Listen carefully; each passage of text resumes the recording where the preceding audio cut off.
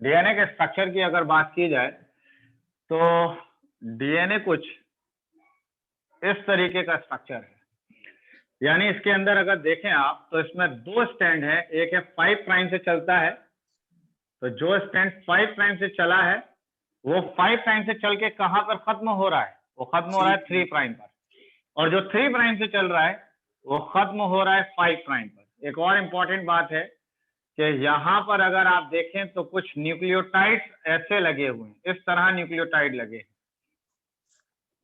इस तरीके से न्यूक्लियोटाइड्स यहाँ लगे हुए हैं।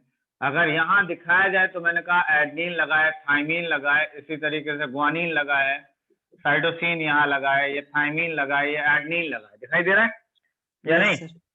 मैंने कहा कि ये बात याद रखिएगा हमेशा कि एडनिन के सामने हमेशा थाइमीन आएगा। क्या आएगा एडनिन के सामने? हमेशा थाइमीन। और ग्वानिन के सामने हमेशा क्या आएगा? That is cytosine. तो बेटा इसको याद करने का तरीका है दैट इज आया था चला गया। समझे बात? इसका मतलब क्या हुआ कि सी की पेयरिंग किसके साथ हो रही है? साइटोसिन के साथ। साइटोसिन की पेयरिंग हो रही है ग्वानिन के साथ में, और एडनिन की पेयरिंग हो रही है किसके साथ? थाइमीन के साथ में। क्लियर है? आप लोगों को पिछली बार मैंने न्यूक्लियोटाइड वगैरह बताया था, नहीं बताया था? न्यूक्लियोटाइड बता दिया था आपने, बैक्टीरियोफेज, लैम्डा, किसके अंदर कितना कितना, ये सब बता दिया था ना। ठीक है, तो यहाँ पर अगर आप देखें तो एडनिन है तो इसके सामने बेटा ये थाइमीन आ गया, यहाँ थाइमीन था तो इसके सामने बेटा एडनिन आ गया। यहाँ पर मैंने ये भी दिखाया कि एडनिन के सामने 2 हाइड्रोजन बॉन्ड्स हैं, जबकि ग्वानिन के सामने देखा जाए तो 3 हाइड्रोजन बॉन्ड्स हैं। इसका मतलब ये 2 हाइड्रोजन बॉन्ड्स हो गए, यहाँ पे साइटोसिन आया, यहाँ पे ट्रिपल हाइड्रोजन बॉन्ड है, ये 3 हाइड्रोजन बॉन्ड्स हैं, यहाँ 2 हाइड्रोजन बॉन्ड होंगे, यहाँ इस तरीके से ये डीएनए का स्ट्रक्चर ऐसा होगा। अब अगर दिखाया जाए तो बेटा इसका डायमीटर कितना होगा? दैट इज 2 नैनोमीटर का या फिर 20 एंगस्ट्रॉम का इसका डायमीटर होगा। यानी क्या साइज है इसका? 2 नैनोमीटर डायमीटर। 2 नैनोमीटर डायमीटर है या फिर 20 एंगस्ट्रॉम का डायमीटर है। अगर देखा जाए तो 1 नैनोमीटर इज इक्वल टू बेटा 10 एंगस्ट्रॉम है, सीधे सीधी सी बात। इसका मतलब अगर बेटा आपको दिया हुआ है दैट इज 2 नैनोमीटर, तो इसको अगर हम एंगस्ट्रॉम में कन्वर्ट कर रहे हैं तो 2 multiply by 10 angstrom is equal to 20 बेटा एंगस्ट्रॉम हो गया। समझ गए? इसका मतलब इसका डायमीटर कितना है डीएनए का? तो दैट इज 20 एंगस्ट्रॉम या 2 नैनोमीटर का। इसकी अगर दिखाया जाए तो बेटा ये एक स्पाइरल है, दिस इज 1 स्पाइरल। 1 स्पाइरल कह लें या हम 1 टर्न कह लें, बात एक ही है। 1 स्पाइरल कह लें या 1 टर्न कह लें, इस तरीके से बेटा डीएनए है। और यहां से लेकर यहां तक अगर देखें तो बेटा एक स्पाइरल है, यहां से लेके यहां तक देखें तो एक स्पाइरल है, यहां से लेके यहां तक एक स्पाइरल है। दिखाई दे रहा है स्पाइरल? यस या नहीं? दिखाई दे रहा है। तो इसका मतलब एक स्पाइरल या एक टर्न की अगर बात की जाए तो इसका साइज है दैट इज 3.4 नैनोमीटर का साइज है। कितना साइज है? 3.4 नैनोमीटर का साइज है। और दूसरी बात यह है कि इसके अंदर 10 बेस पेयर्स हैं। कितने बेस पेयर्स हैं? 10 base pair, that is 10 base pairs हैं। ठीक है, यहां अगर दिखाया जाए तो 2 एडजेसेंट न्यूक्लियो बेस पेयर के बीच में बेटा ये बेस पेयर हैं, ये बेस पेयर हैं। We know that. ये बेसिकली ग्लाइकोसिडिक लिंकेज होता है। कहां पर बेटा ग्लाइकोसिडिक लिंकेज होता है? Between 2 consecutive base pairs. हाँ बताएं, 2 बेस पेयर के बीच में कौन सा बॉन्ड होगा?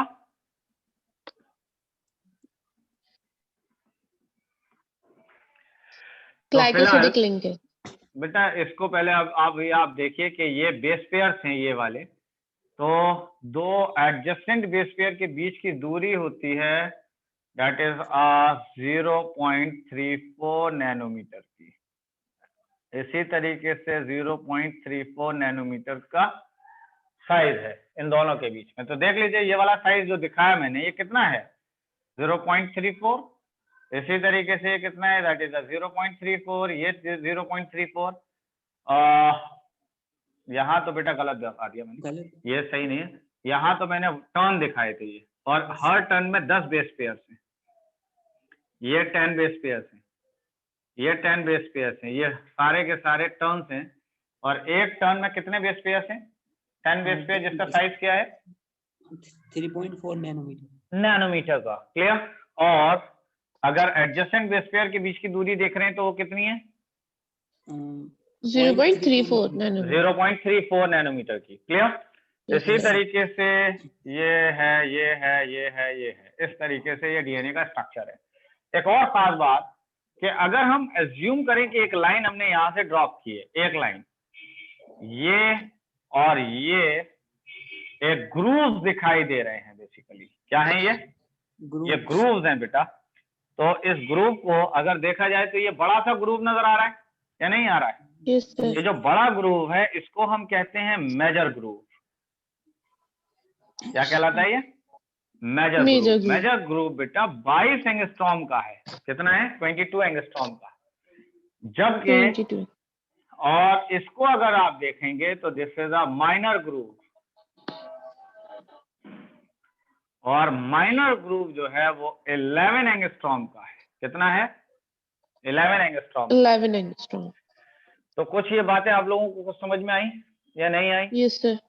ओके बेटा, जल्दी से डिजाइन करिए, इसको बनाएं जल्दी से, आगे बढ़ते हैं। ठीक है सर।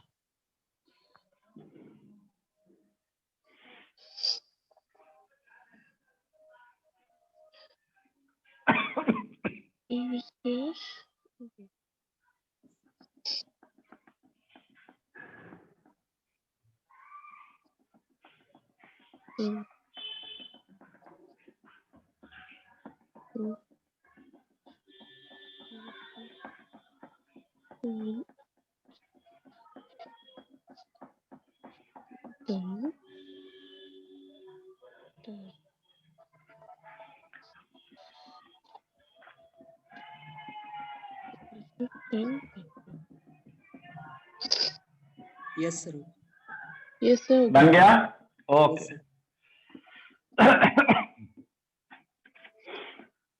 अब यहां पर अगर मैं आपको दिखाऊं तो बेटा ये चीज देखिए जरा, ये चीज देखिए, इसी तरह ये दिखाया है, ये दिखाया है, ये दिखाया है, दिखाई दे रहे हैं?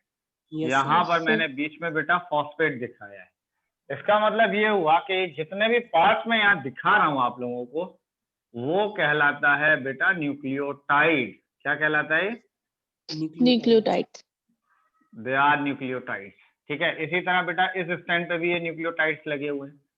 ठीक है, तो क्या डीएनए जो है वो न्यूक्लियोटाइड से नहीं बना हुआ? जरा देखिए। तो क्या डीएनए को आप कह सकते हैं कि is made up of long chain of nucleotide या नहीं? Yes sir. Yes sir. बताइए जरा। Yes sir. Yes sir. कह सकते हैं ना कि न्यूक्लियोटाइड का बना हुआ है डीएनए।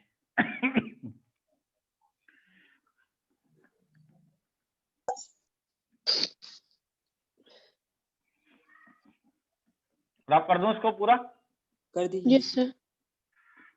ओके।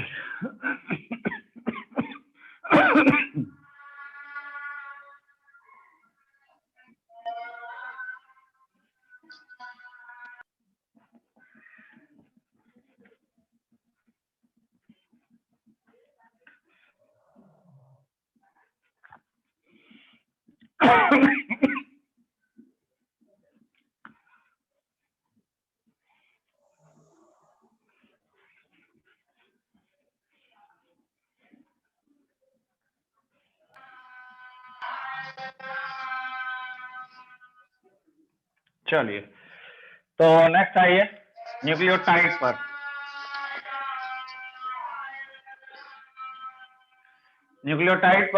न्यूक्लियोटाइड के अंदर बेटा कितनी चीजें होती हैं? सर 3 चीजें। तो मैंने कहा कि हाँ 3 components.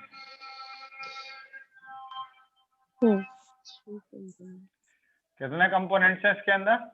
Three three component component. एक क्या है? पेंटोस एक क्या शुगर, है? Pentose sugar. पेंटोस शुगर, दूसरा क्या है? That is a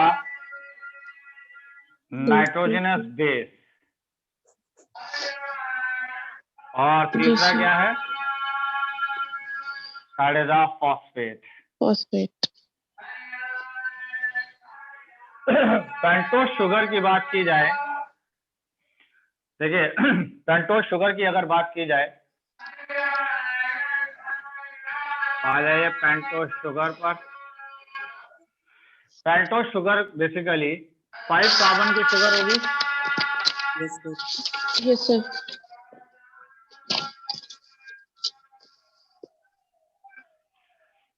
5 carbon containing sugar होगी, ठीक है। Yes sir. कितने टाइप की होगी? It is of 2 types. पहला क्या होगा? That is a ribose sugar है।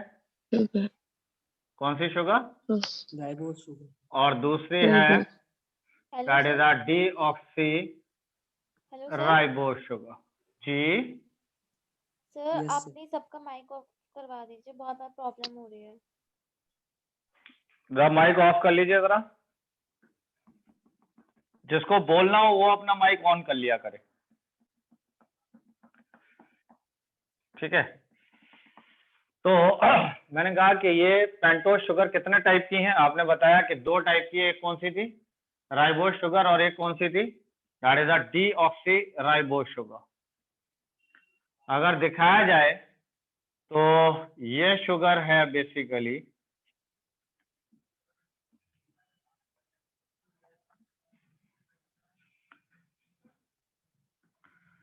ये कौन सी शुगर है बताएं? हाँ जी, राइबोस शुगर। ये राइबोस शुगर है। ये बात कैसे पता चला आपको राइबोस शुगर है ये? सर सेकंड पोजीशन पे OH लगा हुआ है उसमें। क्योंकि ये पहला कार्बन है, ये दूसरा है, ये तीसरा है, ये 4 है, ये 5 है। और अगर आप देखें तो सेकंड कार्बन पर OH लगा हुआ है, इस वजह से ये कौन सी शुगर कहलाती है? That is Ribose. Called as a ribose sugar. Clear? इसी तरीके से अगर दिखाया जाए तो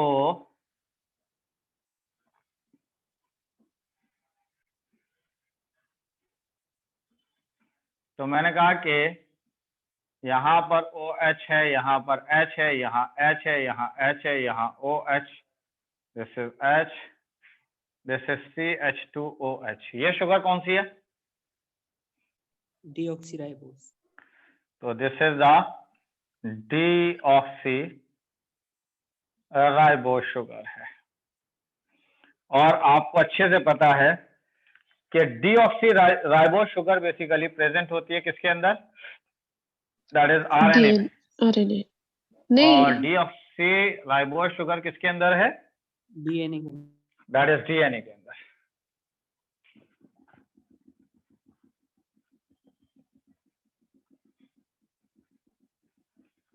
हो गया? Yes, sir. ठीक है। नेक्स्ट आइए नाइट्रोजनस बेस पर। That is a nitrogenous base. Nitrogenous base की अगर बात की जाए तो मैंने कहा कि इसको हमने 2 ग्रुप में डिवाइड किया है। एक कौन सा है? प्यूरिन। और एक कौन सा है? That is a pyrimidine. तो नाइट्रोजनस बेस कितने टाइप की हैं? 2 types की सर। कौन कौन सी? Purines और pyrimidines. पायरामिडीन। एक है प्यूरिन और एक है पायरामिडीन, ठीक है। पायरामिडीन। तो पायरामिडीन 6 मेंबर की है। कितने मेंबर की है? 6 member. और प्यूरिन जो है members. वो 9 मेंबर की है। कितने मेंबर की है? 9 9 members. 9 मेंबर। तो जिसका नाम छोटा है उसके दर्शन कैसे हैं? बड़े। जी, बड़े, उसके दर्शन बड़े हैं। क्यों बड़े हैं? क्योंकि सर उसमें क्योंकि उसमें 9 मेंबर्स हैं। कितने मेंबर्स हैं? 9 मेंबर। 9 जिसका नाम बड़ा है उसके दर्शन छोटे, कितने मेंबर? 6. 6। तो इसका मतलब प्यूरिन कितने टाइप का है? प्यूरिन कितने टाइप का है? तो ये है 2 टाइप का, 2. एक है एडेनिन और एक है Adenine, guanine. और एक है गुआनिन। तो ये है 9, ये है 9। अगर 9 लिखा है इसका मतलब ये 9 मेंबर्ड है। और 9 मेंबर किसके मेंबर्स होते हैं? प्यूरिन के। प्यूरिन। Purines. आइए पायरामिडीन पर। पायरामिडीन कितने टाइप का है? 3. 3। एक क्या है? Cytosine. साइटोसिन। एक है थायमीन। Thymine. Uracil. और एक है आपने बताया Uracil. यूरासिल। यूरासिल। अगर देखा जाए तो मैंने यहाँ पे लिखा है adenine, guanine, cytosine present in DNA and RNA. क्या मतलब है इस बात का? इन दोनों में प्रेजेंट होते हैं, डीएनए में भी और आरएनए में। डीएनए में भी और आरएनए में भी प्रेजेंट होगा। कौन कौन प्रेजेंट है डीएनए और आरएनए में? एडेनिन, गुआनिन और साइटोसिन। तो present in DNA and and RNA. RNA. RNA. लेकिन थायमीन किसमें प्रेजेंट होगा? डीएनए। सिर्फ डीएनए में। यूरासिल किसमें प्रेजेंट होगा? सिर्फ आरएनए में। सिर्फ आरएनए में। क्या ये बात समझ में आई? Yes sir. Okay.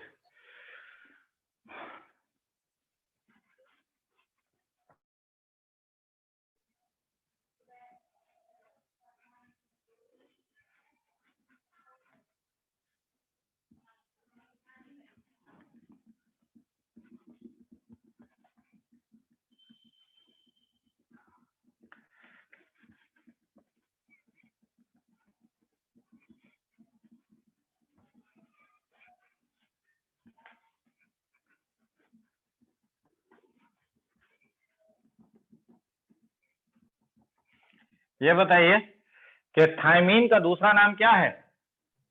5 methyl uracil sir. तो इसका दूसरा नाम भी लिख लीजिए थायमीन का। That is 5 methyl uracil. तो थायमीन का दूसरा नाम है 5 मिथाइल यूरासिल।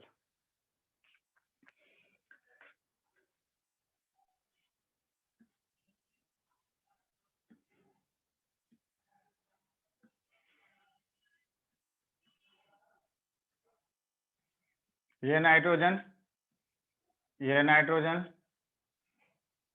और ये नाइट्रोजन, ये नाइट्रोजन। यहां पर अगर दिखाया जाए तो ये N1 position, 2 position, 3 position, 4, 5 and 6, 7, 8 और 9। तो देख लीजिए जरा ये कितने मेंबर्स का मैंने दिखाया यहाँ पर? 9 मेंबर्स। 9 मेंबर्स का है यहाँ पर। तो ये जो 9 मेंबर्स है यहाँ पर मैंने दिखाया है H, ठीक है। और यहाँ पर मैंने दिखाया है दैट इज एन NH2। तो ये बताइए कि ये क्या है, एडनिन या गुआनिन? Adenine sir. तो दिस इज एन एडनिन। तो एक और इम्पॉर्टेंट बात सुन लीजिए ध्यान से कि ये आपकी कौन सी शुगर थी?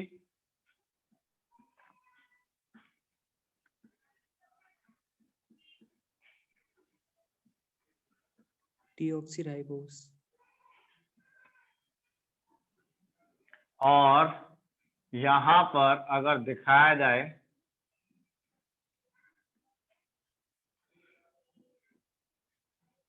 तो ये N है,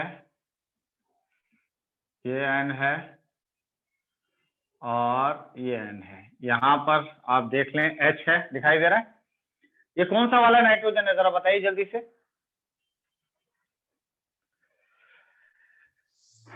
ये दिखाई दे रहा है 9। यस तो सर। ये वाला 9 नंबर का नाइट्रोजन नहीं है। Yes sir. तो यहाँ से बेटा इसको देख लीजिए कि यहाँ से क्या रिलीज हो गया? H2। H2O। जब H2O रिलीज हो गया तो यहां पर बीच में बन गया बेटा ये बॉन्ड, और इस बॉन्ड को हम कहते हैं ग्लाइकोसिडिक लिंकेज। ग्लाइकोसिडिक बॉन्ड या लिंकेज, आप दोनों वर्ड बोल सकते हैं। आप ग्लाइकोसिडिक लिंकेज कह लीजिए या आप ग्लाइकोसिडिक बॉन्ड कह लीजिए। हमेशा याद रखिएगा ग्लाइकोसिडिक बॉन्ड हमेशा इस तरीके से फॉर्म हो सकता है, ऐसे फॉर्म हो सकता है, ऐसे फॉर्म हो सकता है। इसका मतलब ऑक्सीजन, इधर भी कार्बन, इधर भी कार्बन, यहाँ पे कार्बन, यहाँ पे कार्बन, यहाँ पे कार्बन, यहाँ पर कार्बन, यहाँ पर कार्बन, यहाँ पर कार्बन। सर लास्ट वाला क्या लिखा है? ऑक्सीजन नाइट्रोजन है? ऑक्सीजन नाइट्रोजन फ्लोरीन, यस ठीक है। Yes sir. अभी अगर आपको दिखाएं तो ये जो चीज स्ट्रक्चर बना है, ये बना है बेटा न्यूक्लियोसाइड का। किसका बना है ये? न्यूक्लियोसाइड्स। न्यूक्लियोसाइड का। एक मिनट रुक जाइएगा बेटा। ठीक है सर।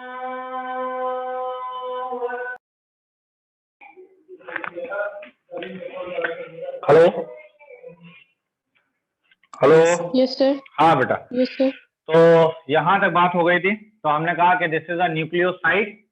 तो बेटा न्यूक्लियोसाइड में क्या क्या चीजें होंगी जरा बताएं जल्दी से। एक होगा आपका कोई भी बेटा पेंटोस शुगर हो जाएगी, कोई भी, और उसके अलावा एक कोई भी नाइट्रोजनस बेस हो जाएगी। क्या ये बात सही है? Yes sir. Yes sir. Okay बेटा, मैंने कहा कि अगर ये एडनिन है तो ये कौन सी शुगर है बेटा? ये डीऑक्सीराइबोस शुगर थी या नहीं? Yes sir. Yes sir. ये जो डीऑक्सीराइबोस शुगर थी, तो ये दोनों जब मिल गए तो बेटा क्या बन गया? Sir nucleoside. न्यूक्लियोसाइड। तो इस न्यूक्लियोसाइड का नाम क्या होगा? तो इसका नाम होगा डीऑक्सी एडिनोसाइन। क्या नाम होगा? डीऑक्सी एडिनोसाइन या फिर डीऑक्सी एडिनाइलिक एसिड। क्या नाम होगा इसका दूसरा? That is the deoxy adenylic acid. Clear हुई बात या नहीं? Yes sir. और अगर मुझे बेटा न्यूक्लियोटाइड बनाना होगा तो उसके लिए क्या बनाना होगा? क्या क्या चीजें जोड़नी होंगी इसमें? फॉस्फेट और जोड़ना होगा। फॉस्फेट और जोड़ना होगा, एग्जैक्टली। तो बेटा फॉस्फेट ये रहा, दैट इज फॉस्फेट की अगर बात की जाए तो ये बेटा फॉस्फेट है। This one, this one, this one and this one. This is, ये जो मैंने अभी आपको दिखाया, this is a phosphoric acid. लेकिन इस हाइड्रोजन को देख लीजिए और बेटा ये देख लीजिए, तो ये क्या बन गया जरा देखें। H2O। H2O। ये H2O बेटा यहाँ से रिलीज हो गया। Yes sir. और जब यहाँ से ये H2O रिलीज हो गया तो इसने ये बॉन्ड बना दिया, ये बॉन्ड बना दिया। दिखाई दे रहा है यस सर। या नहीं? तो अब तीनों चीजें लग गई या नहीं लग गई? तीनों चीजें। और जब तीनों चीजें लग गई तो बेटा क्या बन गया ये? न्यूक्लियोटाइड। न्यूक्लियोटाइड। और न्यूक्लियोटाइड का नाम क्या है इस न्यूक्लियोटाइड का? That is deoxy adenosine monophosphate. क्या नाम है इसका? Deoxy adenosine monophosphate. क्लियर हुई बात? तो मुझे ये बताइए कि डीएनए या आरएनए बेटा किसका बना होता है? Sir DNA. डीएनए हो या आरएनए हो बेटा, वो न्यूक्लियोटाइड का बना है या न्यूक्लियोसाइड का बना है? न्यूक्लियोसाइड न्यूक्लियोटाइड का बना है बेटा, टाइड का, जिसमें तीनों चीजें होंगी। ठीक है ना? Yes sir. ओके बेटा, आगे बढ़ते हैं।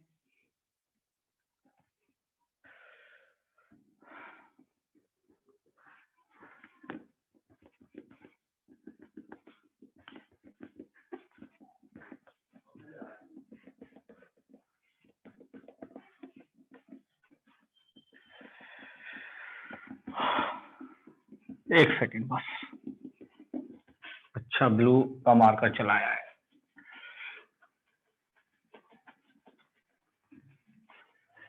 चलिए, तो मुझे ये बताइए कि अगर मैंने बेटा राइबोस शुगर प्लस अगर मैंने एडनिन जोड़ा है तो बेटा क्या बनेगा? जल्दी बताएं। न्यूक्लियोसाइड। न्यूक्लियोसाइड बनेगा, इसका मतलब मैंने इसके ऊपर लिख दिया कि दिस इज अ न्यूक्लियोसाइड। और कौन सा न्यूक्लियोसाइड बनेगा जरा जल्दी बताएं। राइबोस प्लस ये क्या? एडेनोसिन एडिनोसाइन बनेगा। क्या बनेगा? एडिनोसाइन। एडिनोसाइन।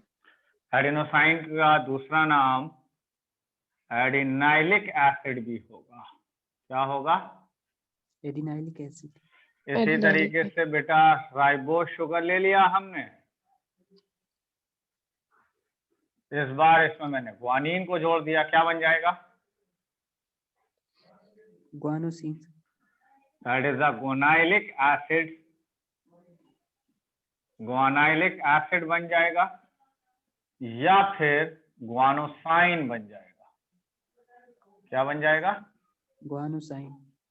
इसी तरीके से अगर आप देखें, इस बार मैंने लगाया that is a deoxyribose sugar. क्या लगा दिया? Plus cytosine. तो क्या बनेगा?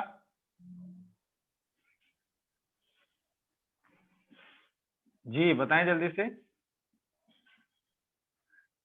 साइटिडीन। साइटिडीन या साइटिडाइलिक एसिड। और साइटिडीन भी क्यों बनेगा? क्योंकि शुगर हमने कौन सी यूज की है यहाँ पर? डीऑक्सी। तो इसका मतलब ये बन जाएगा डीऑक्सीसाइटिडीन। Yes sir.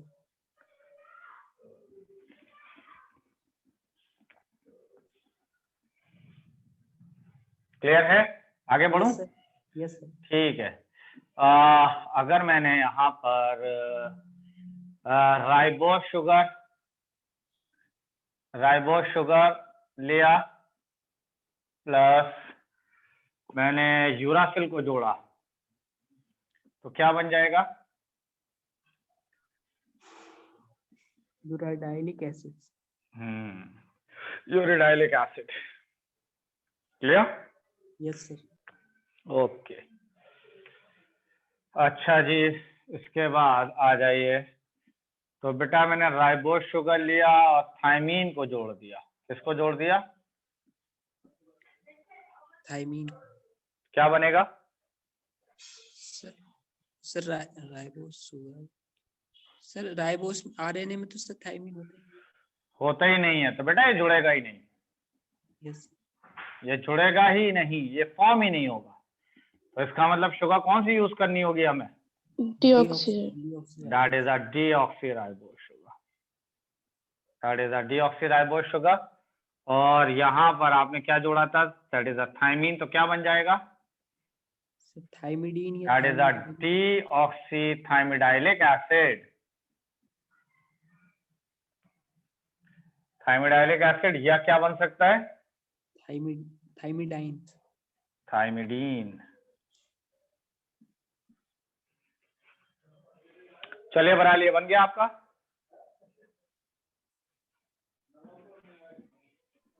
Yes sir. हो गया सर। ओके।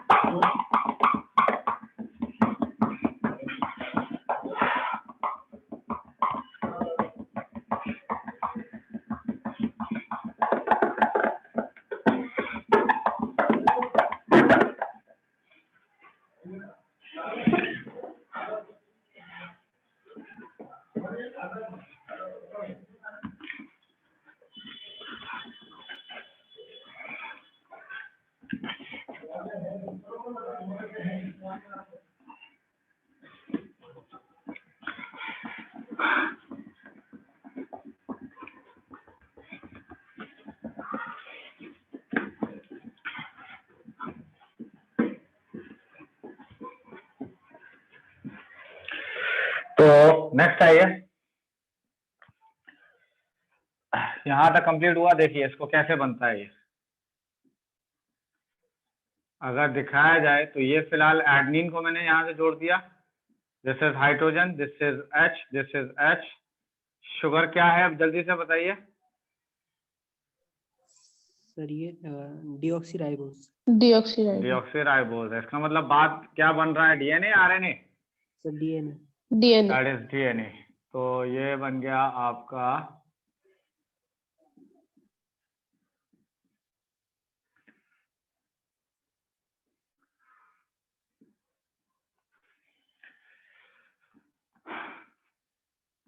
इसी तरीके से एक और इसके नीचे एक और न्यूक्लियोटाइड आया, यहाँ पर ग्वानिन लगा हुआ है।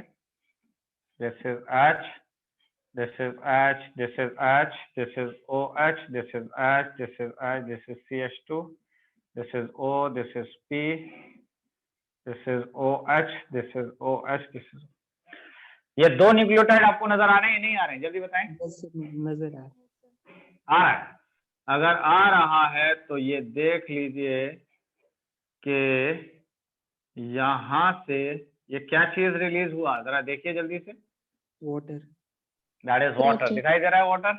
और जब ये Yes, sir. वाटर यहाँ से रिलीज हुआ बेटा, तो ये ऑक्सीजन इसके साथ लिंक हुआ। दिखाई दे रहा है? इसका Yes, sir. मतलब ये हुआ कि ऊपर वाली शुगर का कौन सा कार्बन यूज हो रहा है, थर्ड वाला बताइए।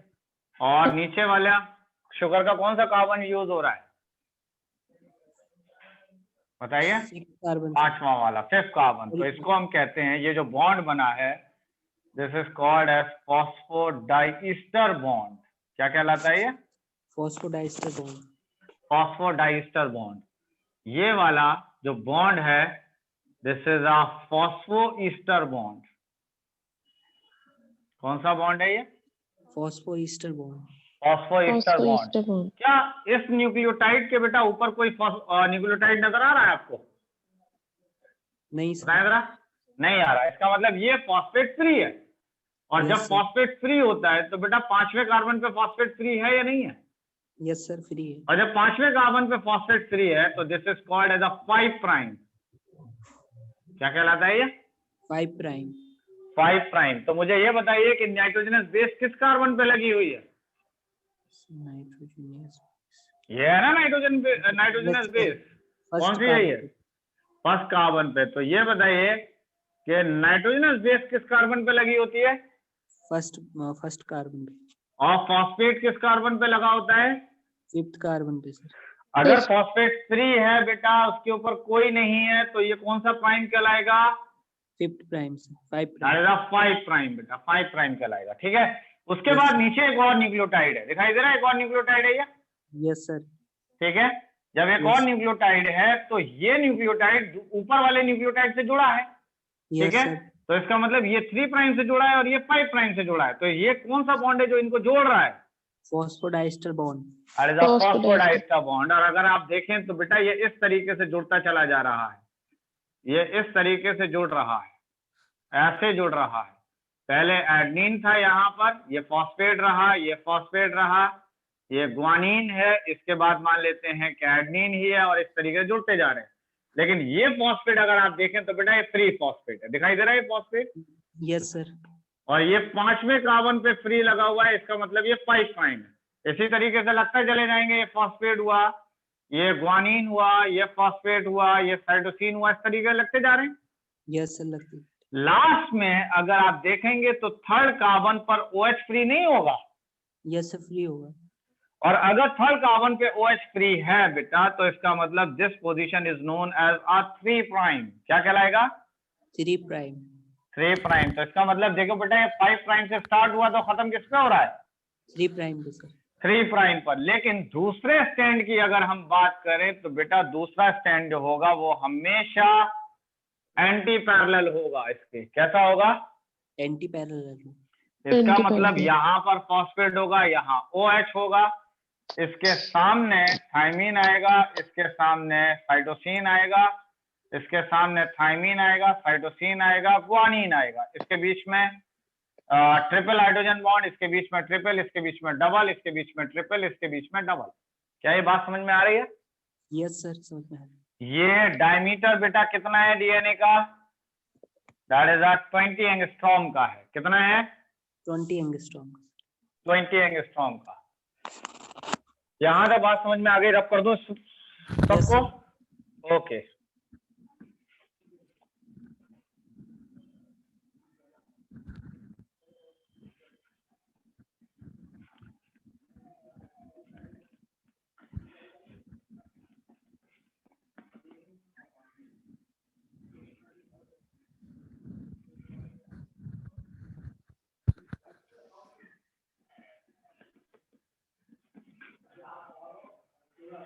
चलिए नेक्स्ट आइए इसके बाद,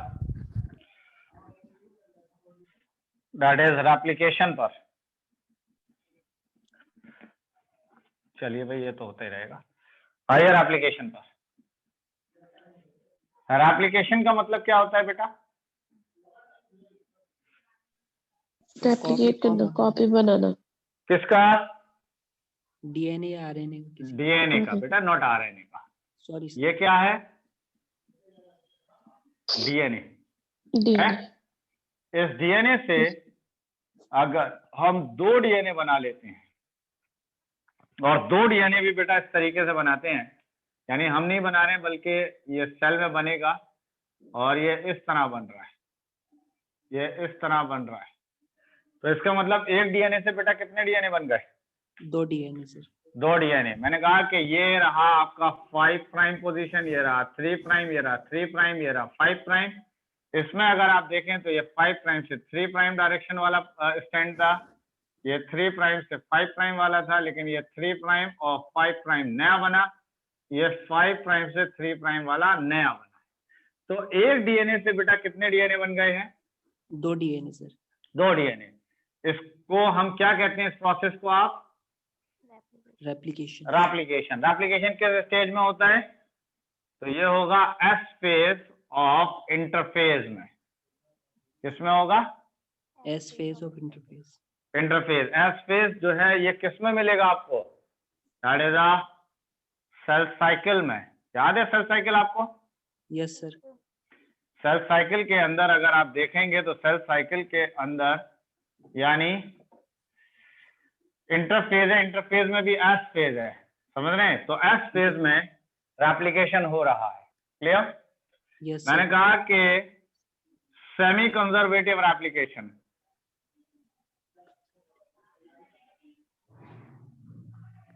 सेमी कंजर्वेटिव रेप्लिकेशन। तो ये बताइए सेमी कंजर्वेटिव रेप्लिकेशन किसको कहेंगे हम? सर ये उसमें मतलब नया डीएनए भी बन रहा है और पुराना भी है उसमें। मैंने कहा कि newly DNA have one old strand, जी, that is one old strand and one new strand. क्या मतलब हुआ इस बात का? सर एक स्ट्रैंड न्यू डीएनए से वो न्यू है और एक ओल्ड। एक स्टैंड पुराना है। सेमी कंजर्वेटिव रेप्लिकेशन को किसने बताया था?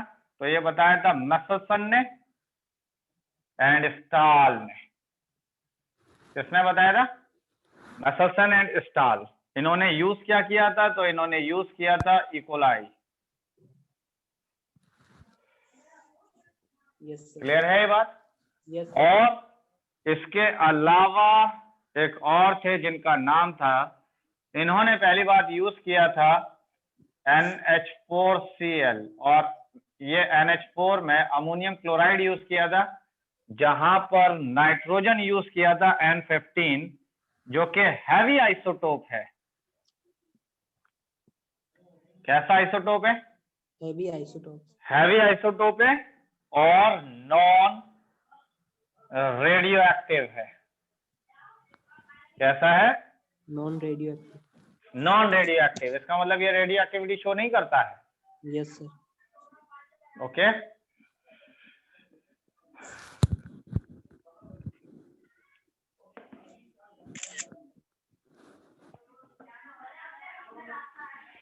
चलिए आगे बढ़े। यस इसके बाद मैंने कहा कि एप्लीकेशन को एक और बंदे ने बताया था जिसका नाम था टेलर इटाल ने। किसने बताया था? Taylor et al in the root cell of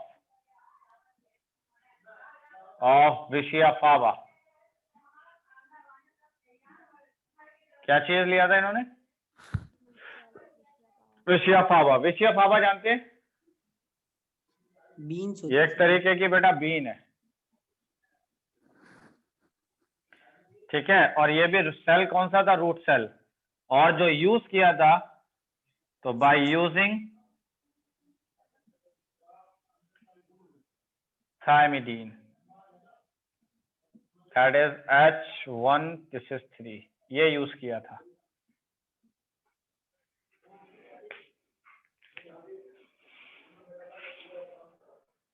yes sir.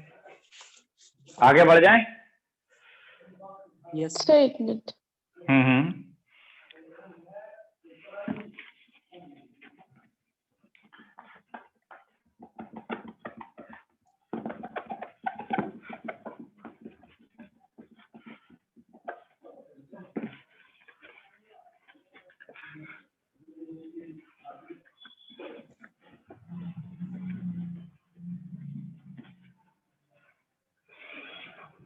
हो गया? यस चलिए Yes, इसके sir. बाद आइए, ये बात हुई। देखिए मैंने कहा कि इन्होंने इसका जो मेसरसन का एक्सपेरिमेंट था, इन्होंने क्या किया था कि एक डीएनए को यानी एक मीडियम लिया, ठीक है, ये एक मीडियम था, और इस मीडियम के अंदर इन्होंने यूज किया था अमोनियम क्लोराइड, वहां पर N15 यूज किया था यहाँ पर, और इसके अंदर इन्होंने एक ई कोलाई बैक्टीरिया को रिलीज कर दिया। किसको रिलीज कर दिया? E coli bacteria.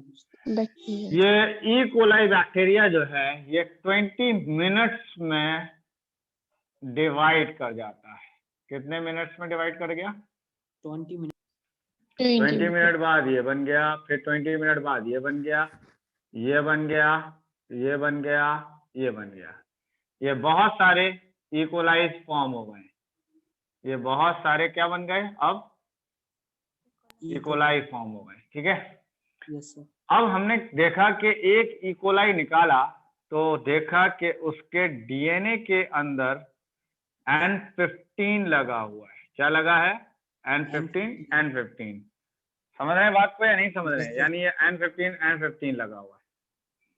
हमने क्या किया कि एक टेस्ट ट्यूब लिया, इस टेस्ट ट्यूब के अंदर हमने यूज किया है सीजियम क्लोराइड। क्या यूज किया है? Caesium chloride. Caesium chloride use किया है। सीजियम क्लोराइड में जब हमने इस वाले डीएनए को डाला इसके अंदर, तो देखा कि ये यहाँ इस लेवल पे फ्लोट कर रहा है, यहाँ पर N15 एंड देन N15, यहाँ इस लेवल पे फ्लोट कर रहा था। क्लियर हुई बात? Yes sir. ओके। लेकिन एक और मैंने अलग इकोलाई लिया, ये एक और इकोलाई है, ये इकोलाई का डीएनए निकाल के मैंने इसमें ड्रॉप कराया, तो मैं देख रहा हूं कि ये बेटा यहाँ पे फ्लोट कर रहा है। इस बात से क्या समझ में आ रहा है जरा बताइए? जब N14 या नॉर्मल वाला जो डीएनए था, ये वाला नॉर्मल वाला, तो इसके अंदर N14 था, तो बेटा N14 यहाँ फ्लोट कर रहा है। और जब इसको हमने बेसिकली हैवी आइसोटोप से कोट किया है, तो ये यहाँ पे फ्लोट कर रहा है इस जगह पर। लेकिन अगर हमने एक यहां से बैक्टीरिया निकाला और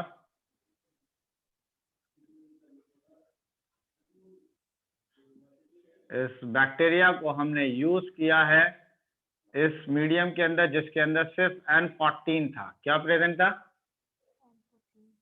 N14 में जब हमने ग्रो कराया तो 20 मिनट के लिए हमने दिया है। कितना टाइम दिया है? 20 मिनट। तो 2 बैक्टीरिया हो जाएंगे।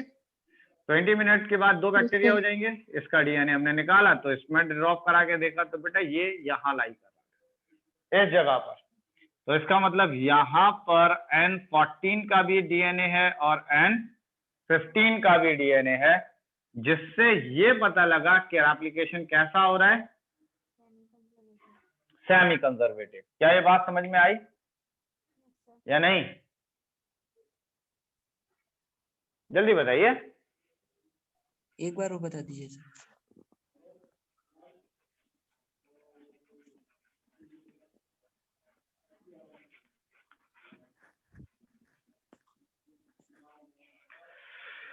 देखिए हुआ क्या कि सबसे पहले देखिए हमने ये किया, पहला स्टेप हमने ये किया कि एक इकोलाई बैक्टीरिया लाए और इकोलाई बैक्टीरिया को हमने किस वाले नाइट्रोजन में डाला है, बताएं जल्दी से। N15 में सर। N15। बेटा N15 जो होता है वो भारी होता है। कैसा Yes. आइसोटोप है ये? भारी हैवी है। आइसोटोप है। हमने इसको इसमें ग्रो होने दिया, इकोलाई को इस वाले मीडियम में ग्रो होने दिया जिसमें N15 था। Yes sir. तो इससे क्या हुआ कि कुछ बैक्टीरिया के अंदर N15 आ गया, ये बैक्टीरिया के डीएनए में N15 आ गया, ये आ गया N15, ये आ गया N15। यस और जब हमने इस बैक्टीरिया से, ये जो बाहर हमने बैक्टीरिया ले लिया और उससे ये N15 का डीएनए निकाला, तो बेटा ये डीएनए इस तरीके का था, समझ रहे हैं? ये N15 वाला। N15 को जब हमने ड्रॉप कराया तो बेटा वो इस लेवल पे ड्रॉप किया, यहाँ पे लाई कर रहा था N15 वाला, ठीक है? Yes sir. या नहीं? Yes sir. उसके बाद मैंने क्या किया कि यहाँ ये वाला जो बैक्टीरिया था इसको मैंने नॉर्मल N14 में ड्रॉप किया है। किसमें ड्रॉप किया है? N14 में सर। N14 में। इसका मतलब ये नॉर्मल वाला है। Yes sir. और जब नॉर्मल वाले में ग्रो किया तो हमने 20 मिनट के बाद देखा, 20 मिनट के बाद जब हमने इसको देखा है तो हमने ये देखा कि 20 मिनट बाद जब ये रेप्लिकेट कर गया तो ये ना तो ऊपर फ्लोट कर रहा था ना ये नीचे फ्लोट कर रहा था, बल्कि ये बीच में फ्लोट कर रहा था इस जगह पर। इससे क्या समझ में आ रहा है आपको? तो ये बीच में है। इसका मतलब ये है कि इसमें एक स्टैंड ऊपर वाले का है और एक स्टैंड इसमें नीचे वाले का है। बात समझ में आ रही है? एक स्टैंड किसका है? ऊपर वाले का, एक नीचे वाले, और एक नीचे वाले का। इसका मतलब ये एप्लीकेशन कैसा हुआ? Semi conservative sir. Semi conservative. इस एक्सपेरिमेंट को किसने किया था? सर मैथ्यू मिशेल्सन और मैथ्यू मिशेल्सन और फ्रैंकलिन स्टाल ने, ठीक है, स्टाल ने। आप मिशेल्सन और स्टाल ही याद रखिए बस, उससे ज्यादा कुछ नहीं याद करना। Yes sir. ठीक है? Yes sir. इसमें डेट भी याद करनी होगी? नहीं, कुछ डेट वेट याद नहीं करनी है, ठीक है, डेट वेट की जरूरत नहीं। यहाँ तो बात समझ गए? इसका मतलब अगर बेटा मैं आपको दिखाऊं तो एक डीएनए बेटा ये हो गया। Yes sir. ये 20 मिनट के बाद ये फर्स्ट जनरेशन आई, तो इससे क्या हुआ कि 2 डीएनए बनेंगे और दोनों डीएनए इस तरीके से बन जाएंगे कि जिसमें एक नया स्टैंड और एक पुराना स्टैंड होगा, या नहीं होगा? Yes sir. ओके। फिर यानी ये फर्स्ट जनरेशन में कितने सेमी कंजर्वेटिव हैं यहाँ पर? सर 2 हैं। दोनों के दोनों एक से हैं या नहीं है? Yes sir. उसके बाद मैंने कहा कि फिर से 20 मिनट बेटा यूज हुए। एक स्टैंड रेड वाला ये, बीच में ये वाले स्टैंड भी तो अलग हुए होंगे, तो ये ब्लैक वाला, ये ब्लैक वाला, इसके ऊपर एक और स्टैंड आ गया, एक और स्टैंड आ गया, एक और स्टैंड आ गया, एक और स्टैंड आ गया। तो इस बार कितने बन गए?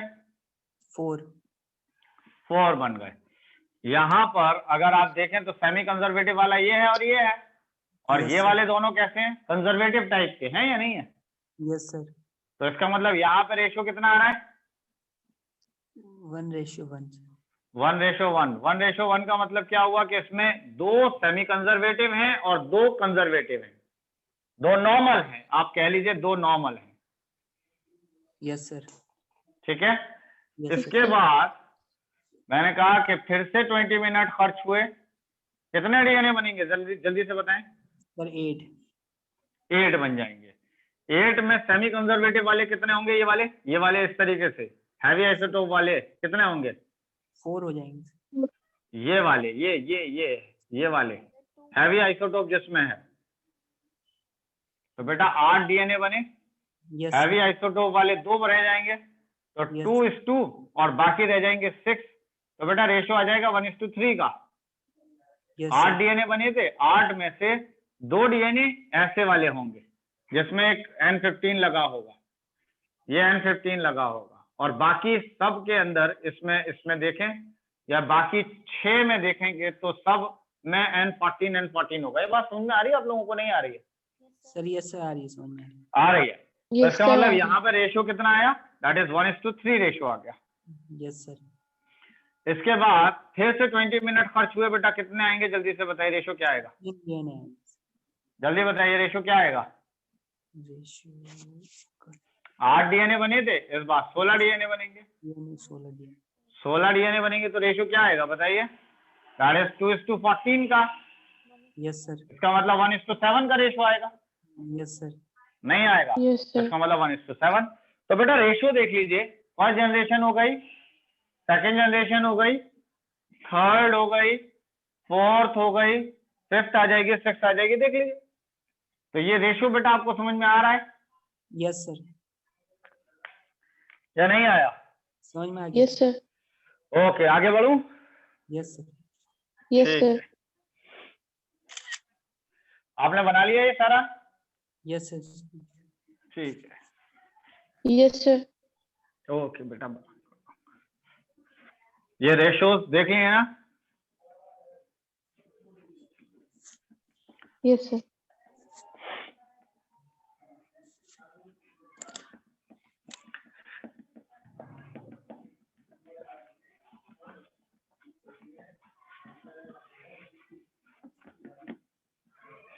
चलिए नेक्स्ट आइएगा। चलिए आइए, पहले ट्रांसक्रिप्शन ही देख लीजिए। क्या देखना है? Transcription transcription. तो पहली चीज, एक और बात यहाँ पे मैं लिख दे रहा हूँ सारी चीजें, कि ये बेटा क्या था? डीएनए। डीएनए डीएनए से क्या बना? आरएनए। आरएनए से क्या RNA बनेगा? प्रोटीन। प्रोटीन। डीएनए से डीएनए का बनना क्या कहलाएगा? Sir replication. Application replication. DNA से आरएनए का बनना क्या कहलाएगा? ट्रांसक्रिप्शन। Trans transcription. और आरएनए से प्रोटीन का बनना क्या कहलाएगा? Translation. That is a translation. क्या ये बात सही है? Yes sir. यस सर इस सारे स्ट्रक्चर को हम कहते हैं सेंट्रल डॉगमा। क्या कहलाता है ये? Central dogma. Central dogma central dogma, जिसको किसने दिया था? That is a Francis Crick ने। Yes sir. जिसको किसने दिया है? फ्रांसिस क्रिक ने। तो अभी हम बेटा ये पढ़ने जा रहे हैं। ये क्या है? Yes transcription. ट्रांसक्रिप्शन। ट्रांसक्रिप्शन बेटा कहते हैं किसको है? सर ट्रांसक्रिप्शन डीएनए से आरएनए बनता है। यानी फॉर्मेशन ऑफ आरएनए किससे? डीएनए। From DNA DNA. क्या ये बात सही है? Yes sir. ये आपने लिख लिया? Yes sir. ओके।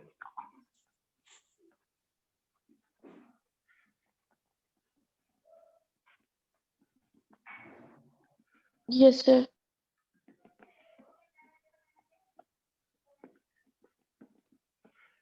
ठीक है, देखिए अब एक और चीज देख लीजिए कि मैंने कहा कि अगर मैं आपको दिखाऊं बेटा, तो ये पूरा का पूरा ये पोर्शन है, ये डीएनए है बेटा। क्या है ये? डीएनए। डीएनए। डीएनए का ये वाला पोर्शन क्या बना रहा है? आरएनए। ठीक है, ये पोर्शन क्या बना रहा है? इतना पोर्शन आरएनए। तो बेटा ये वाला पोर्शन अब कहलाएगा gene.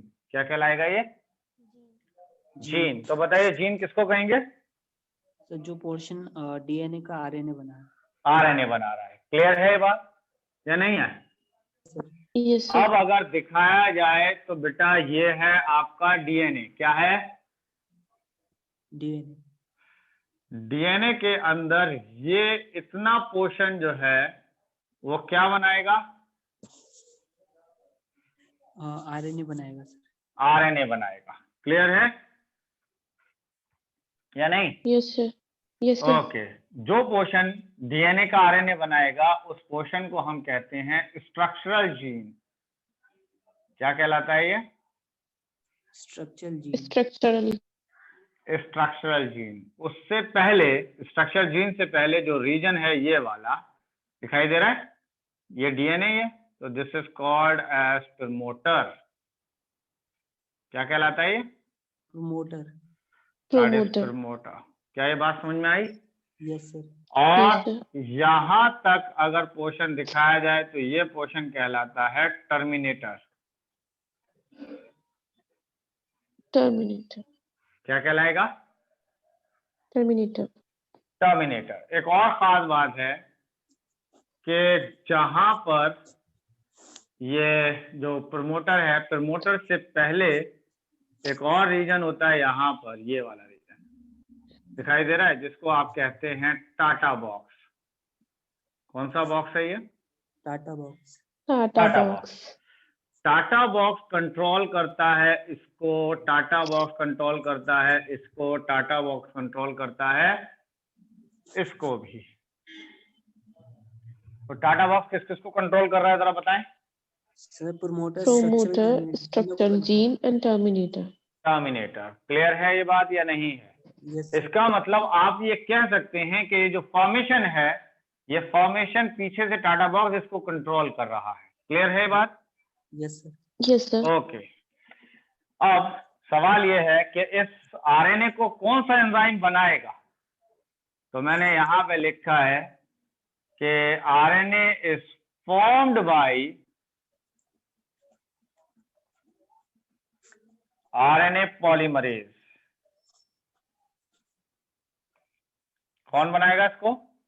RNA polymerase. RNA polymerase. RNA polymerase बनाएगा। ठीक है। Yes sir. And it also unwind the DNA during transcription। क्या मतलब है ये बात का?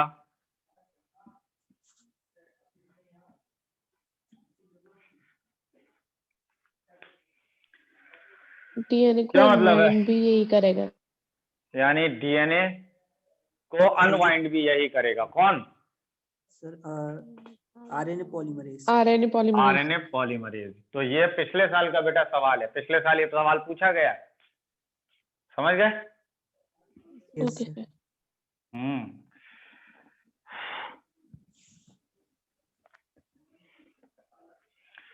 चलिए, यहां तक बात समझ में आ गई। अब एक और चीज है, यहां पर मैंने कहा कि RNA is formed by using activated nucleotides.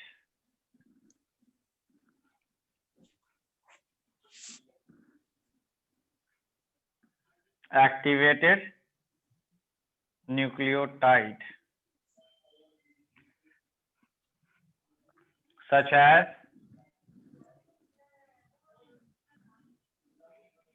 ATP, GTP, CTP, UTP।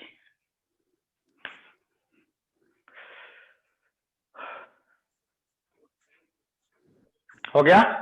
Yes sir. Yes, sir.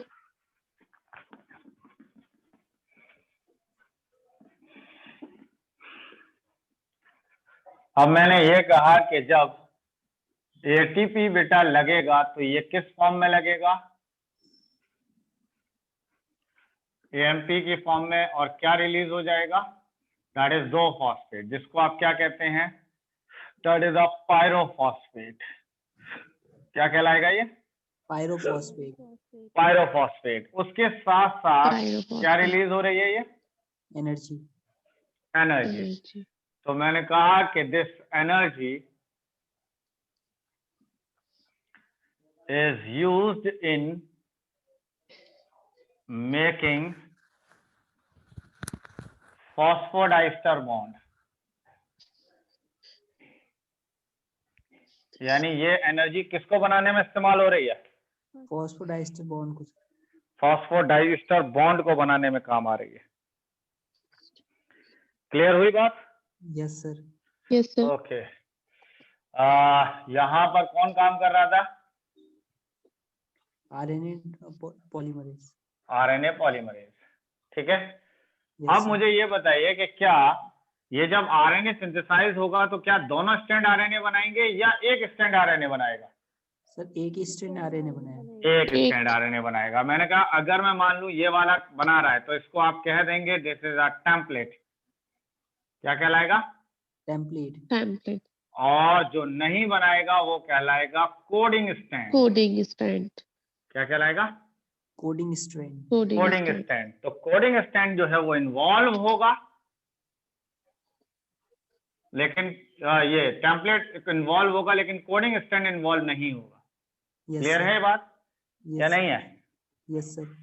Yes, sir.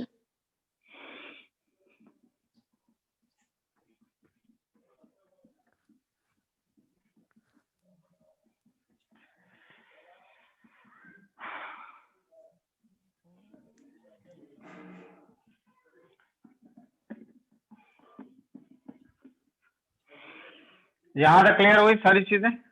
Yes sir. Okay. इस वाले स्टैंड को हम कोडिंग स्टैंड क्यों कहते हैं बेटा? सर ये मतलब आरएनए बनाने में फॉर्म मतलब नहीं हो रहा है। इन्वॉल्व तो नहीं कर रहा है? नहीं, जो कोडिंग इसको देखकर ही करेगा ना, जो आरएनए बनेगा। नहीं तो वो तो टेम्पलेट को देख के कोडिंग करेगा। तो यहाँ पे मैंने लिखा है because the sequence is same on new RNA. इसलिए कि जो सीक्वेंस आएगा न्यू आरएनए में वो एकदम सिमिलर होगा किसके? Coding strand. कोडिंग स्टैंड के। क्या ये बात समझ में आई? Yes sir. Okay. Yes, sir. अब मैंने कहा कि ये आ गया आपका डीएनए आरएनए पॉलीमरेज। क्या आ गया? RNA polymer. RNA polymerase. RNA polymerase के अंदर ये लग गया सिग्मा फैक्टर। क्या लग गया ये? Sigma factor. Sigma factor. Sigma factor. Sigma factor जो है this is a initiation factor. कौन सा फैक्टर है ये? Initiation factor. इनिशिएशन फैक्टर है ये। और ये इसको पकड़ के ले जाएगा और यहाँ पर जहां से स्टार्ट करना है वहां ले जाके रख देगा। कौन ले जाएगा? Sir RNA Sigma factor. That is a sigma factor. यानी आरएनए पॉलीमरेज को ले जाके कहां पे रिलीज कर दिया? कहां ले गया है? जहां से सिंथेसिस स्टार्ट होगा। Promoter. Yes sir. That is promoter के आगे जहां से स्टार्ट होगा वहां पे। दैट इज बाइंड तो इसने प्रमोटर के साथ ही किया और फिर वहां तक ले आया जहां से इसका फॉर्मेशन होगा। अब Yes, sir. मैंने कहा कि यहाँ पे सीक्वेंस लगाता है ये इस तरीके से। ये एक सीक्वेंस था।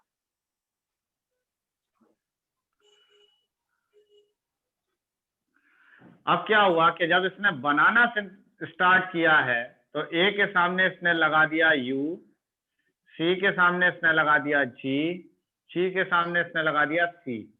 बात समझ में आ रही है यस सर। या नहीं? Yes sir. और जब ये बनाना इसने स्टार्ट कर दिया तो जैसे जैसे धीमे धीमे जब ये आगे बढ़ने लगा, दिखाई दे रहा है, जब ये धीमे धीमे आगे बढ़ने लगा तो यहां पर पहुंचा जब आरएनए पॉलीमरेज, तो आरएनए पॉलीमरेज से सिग्मा फैक्टर रिलीज हो गया। क्या हो गया? रिलीज। इसका मतलब सिग्मा फैक्टर का बेटा क्या काम था? Initiation मतलब इनिशिएशन कराना। एक बार जब इनिशिएशन स्टार्ट हो गया तो सिग्मा फैक्टर क्या हो गया? रिलीज हो गया। release. रिलीज हो गया। क्लियर है ये बात? Yes sir. अब एक और चीज कि जब ये सिंथेसिस होता होता आगे बढ़ने लगा, आगे बढ़ने लगा, आगे बढ़ने लगा। अगर आप देखें तो पहले इसमें टेम्पररी बॉन्ड बन रहे थे, लेकिन पीछे से ये टेम्पररी बॉन्ड क्या होते जा रहे हैं, खत्म होते चले जा रहे हैं। और ये जो आरएनए है ये ऐसे करके अगर देखा जाए तो इस तरीके से फॉर्म हो रहा है, इस तरीके से फॉर्म होता जा रहा है। दिखाई दे रहा है ये RNA? Yes sir. Yes, sir. ये 5 प्राइम। एक और चीज है कि आरएनए पॉलीमरेज जब भी काम करेगा वो 5 प्राइम से बेटा 3 प्राइम के डायरेक्शन में ही काम करेगा। किधर से किधर काम Yes, करेगा? sir. 5 prime to 3 prime. 3 prime direction में काम करेगा। और इस तरीके से ये आरएनए पॉलीमरेज बढ़ता जा रहा है आगे की तरफ। दिखाई दे रहा है? Yes sir. आगे Yes, बढ़ता sir. जा रहा है, लेकर आगे बढ़ता जा रहा है।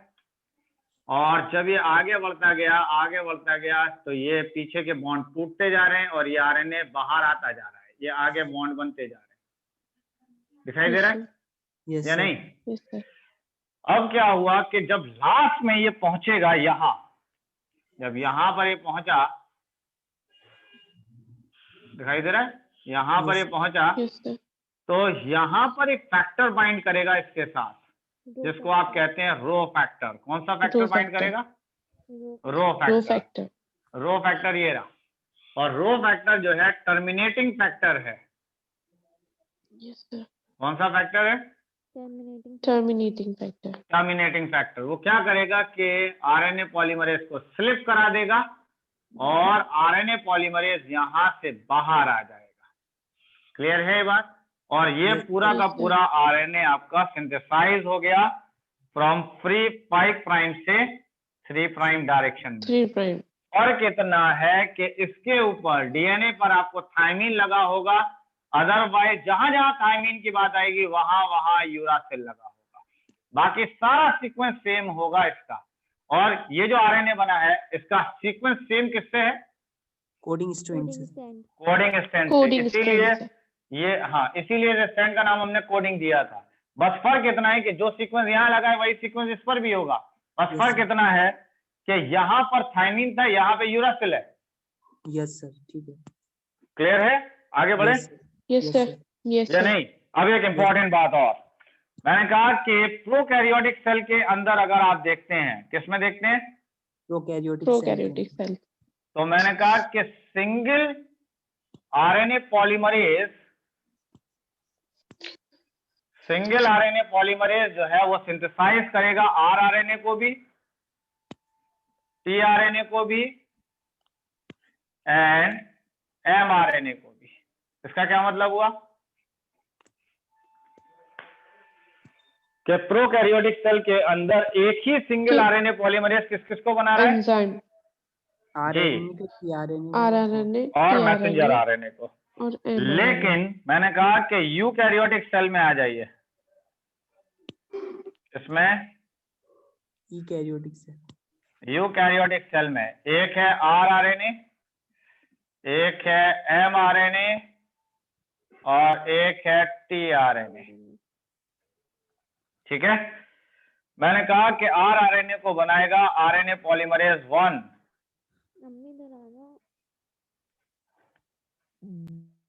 क्या बनाएगा आरआरएनए? किसको बनाएगा? पॉलीमरेज 1। आरएनए पॉलीमरेज 1 किसको बनाएगा? सर Means 1 को. आरआरएनए को। RRNA. और आरएनए पॉलीमरेज एमआरएनए को कौन बनाएगा? RNA polymerase 2 third. एक मिनट, हाँ, थर्ड बनाएगा।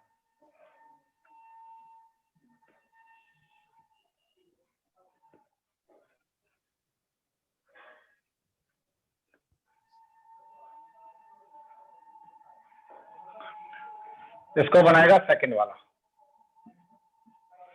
और टीआरएनए को बनाएगा that is an RNA polymerase third. अब सही है?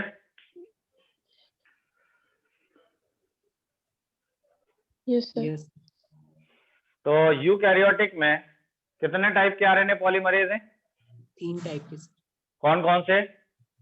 Sir 3 RNA type. Polymerase 1, 2 and 3। RNA RNA polymerase polymerase 1. 1, 2 and 3 है।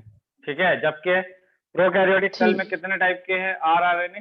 वो आरएनए पॉलीमरेज, सिंगल आरएनए पर। एक ही ठीक टाइप है, एक ही एक। टाइप का है। आप जरा सुनिए इधर क्या क्या मतलब है इनके। अरे यार देखिए, तो यहाँ पर आपने लिखा है कि आरएनए जो बना रहा है वो बना रहा है 23S को। किसको बनाएगा ये? आरएनए 1 23S को बनाएगा। और mRNA जो सेकंड वाला है ये बनाएगा प्राइमरी ट्रांसक्रिप्ट को। किसको बनाएगा? Primary transcript. प्राइमरी ट्रांसक्रिप्ट को। समझ गए? Yes yes sir. एक सेकंड।